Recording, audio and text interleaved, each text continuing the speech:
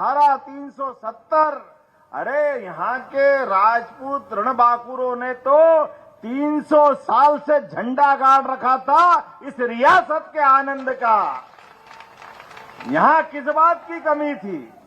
शंकराचार्य जी से लगा करके बाबा अमरनाथ, बर्फानी बाबा, हमारी यहाँ की माता, दौड़ दौड़ के दुनिया से चले आते लोग मां वैष्णो देवी को प्रणाम करने के लिए। और अब का तो नवरात्रि, इसी अभी क्या चल रहा है, कौन सा पर्व चल रहा है?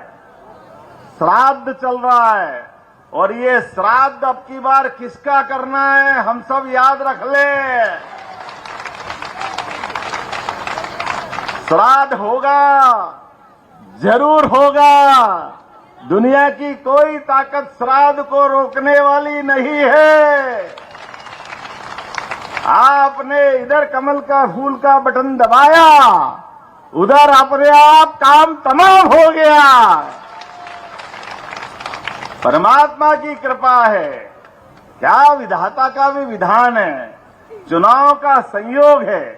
एक हमारा वर्षों पुराना सपना और एक तरफ वो सारे लोग जो कहते थे कि धारा 370 हटी तो खून की नदियां बह जाएगी। बाबुओ, आप भी जिंदा हो, आपके ऊपर वाले भी जिंदा होंगे। जहां कहीं आवाज आ रही होगी, कहीं आवाज जमीन में से, ये भारत वर्तमान में दौर में यशस्वी प्रधानमंत्री के नेतृत्व में आगे बढ़ रहा है। जोरदार अभिनंदन करो माननीय नरेंद्र मोदी जी का, जिनके कारण से हमारे अपने जम्मू कश्मीर में हमने छोटा मन नहीं रखा है। अरे हम तो दिल से भारतीय जनता पार्टी के लोग मुस्लिम बंधु को भी गले लगाते हैं, और गले लगा करके अब्दुल कलाम जैसे वैज्ञानिक को राष्ट्रपति बना के बताते, ये हमारी विरासत।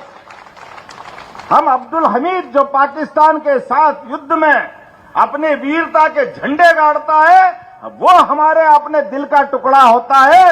ये हमारी परंपरा है, इस परंपरा को मानने वाले हम लोग हैं।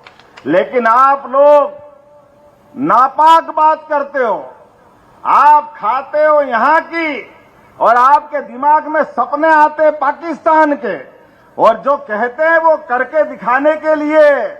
आप खुद देखो इस बात को, जो नेशनल कॉन्फ्रेंस, जो कांग्रेस के लोग बोल रहे हैं, वही भाषा पाकिस्तान बोल रहा है।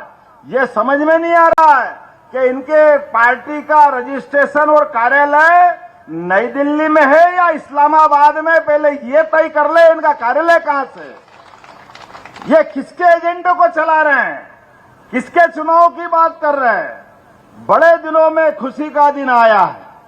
बड़े दिनों बाद इस देश की आबोहवा बदली है, इस प्रदेश की आबोहवा बदली है। जो 40,000 से ज्यादा निरपराध, क्या हिंदू, क्या मुस्लिम, क्या पुलिस, क्या सेना, सारे लोगों को अपने प्राण के बगैर कारण से हानि उठाना पड़ी। ये अगर कलंक किसके माथे है तो ये कांग्रेस और उनके पुराने प्रधानमंत्री के माथे है, जिनने धारा 370 लगाई थी। देश की आजादी के लिए पूरा देश आंदोलित था, पूरे देश ने आनंद मनाया था, और पूरे देश की आजादी का आनंद लेते लेते जिनने पाप किया, उसके पाप का श्राद्ध करने का टाइम भी यही है। हम सबको याद रखना पड़ेगा। ये चुनाव सरकार ने बहुमत के साथ हमारे आपके वोट से 5 अगस्त 2019 को धारा 370 का कलंक मिटाया था नरेंद्र मोदी जी की सरकार के द्वारा। लेकिन आप और हमको अब काम करना है। ये जो 10 साल का समय गया, और 10 साल के समय में जो आबोहवा बदली है, आप और हम सब मिलेंगे, और मिल करके इस बार जो वोट देंगे वो गरीब से गरीब आदमी, अरे बेचारे हमारे सभी समाज को लेकर चलने वाले हम भारतीय जनता पार्टी के लोग हैं। अरे बकरवाल समाज एससी के हो सकते हैं, लेकिन क्या इनको चुनाव में आरक्षण का लाभ नहीं मिलना चाहिए? पहली बार चुनाव में लाभ दिया है तो भारतीय जनता पार्टी ने लाभ दिलाया है उनको। सारे समाज के प्रतिनिधि खड़े कर दिए। गुर्जर समाज कोई बात नहीं, हर समाज को मौका मिलना चाहिए, हर एक व्यक्ति को मौका मिलना चाहिए। और भारतीय जनता पार्टी ने अपने 10 साल के शासनकाल में एक भी दंगा देश में नहीं होने दिया। ये सौभाग्य की बात है, ये नरेंद्र मोदी जी की सरकार है, इसलिए वोट चाहिए। दिल्ली की तरह निर्णय करे, लेकिन दिल्ली के किए गए निर्णय में जम्मू कश्मीर के लोग भी कदम से कदम मिला के चले और पाकिस्तान जैसे हमारे दुश्मन देशों को सबक सिखाए। ये इस बात का चुनाव है, हमें इस बात का गर्व है। यशस्वी प्रधानमंत्री के नेतृत्व में आज मैं सुरजीत जी आ रहा था, आते ही देखा सांबा के पहले क्या एम्स का मेडिकल कॉलेज बना, जोरदार अभिनंदन करो। ये है हमारी सरकार। विकास के लिए यहां अच्छे से अच्छे डॉक्टर के इंतजाम होना चाहिए। कांग्रेस नेशनल कॉन्फ्रेंस कौन कौन पार्टी चला के सरकार बना गए, वो तीनों खानदान के लोगों ने कभी भला नहीं किया हमारा। पहली बार ये सूरज उगा है और विकास का ये सारा पैमाना दिख रहा है।